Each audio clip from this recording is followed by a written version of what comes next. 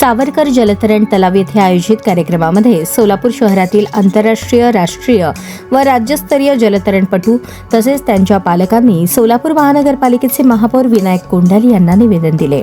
सावरकर जलतरण तलाव व मार्कंडेय जलतरण तलाव येथे खेळाडूंना पूर्वीप्रमाणेच मोफत सरावाची सुविधा उपलब्ध करून द्यावी अशी मागणी यावेळी करण्यात आली। या कार्यक्रमात खेळाडू आणि त्यांच्या पालकांच्या वतीने महापौर विनायक कोंडाले यांचा सत्कार करण्यात आला। तसेच नगरसेविका रोहिणी तडवळकर, नगरसेवक अक्षय अंजिखाने, नगरसेवक ज्ञानेश्वर मॅकल, नगरसेवक मेघनाथ येमूल यांचाही सत्कार करण्यात आला। यावेळी खेळाडूंनी जलतरण तलावाच्या शुल्कामध्ये झालेल्या वाढीमुळे अनेक खेळाडूंना नियमित सराव करणे कठीण होत असल्याची भावना व्यक्त केली।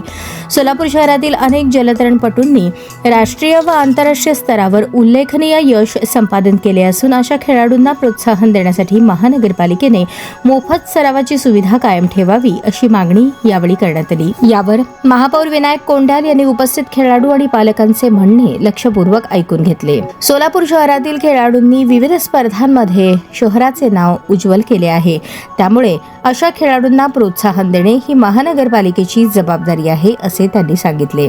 येत्या काही दिवसात महानगरपालिका आयुक्तांची बैठक घेऊन आंतरराष्ट्रीय, राष्ट्रीय व राज्यस्तरीय खेळाडूंना मोफत सरावाची सुविधा कशा पद्धतीने देता येईल याबाबत सविस्तर चर्चा करण्यात येईल। लवकरच यावर सकारात्मक तोडगा काढण्यात येईल असे आश्वासन महापौरांनी यावेळी दिले। महापौरांच्या या आश्वासनामुळे उपस्थित खेळाडू आणि त्यांच्या पालकांनी समाधान व्यक्त केले। यावेळी यशवंत बाथरूट, श्रीकांत शेटे, मनीष भावसार, श्रीकांत दोरनाल, हरीश अन्नलदास, दशरथ गुरव, प्रताप सूर्यवंशी, श्रीरंग खाडेकर, संजय साळुंखे, सुरेश माळी यांच्यासह अन्य मान्यवर उपस्थित होते।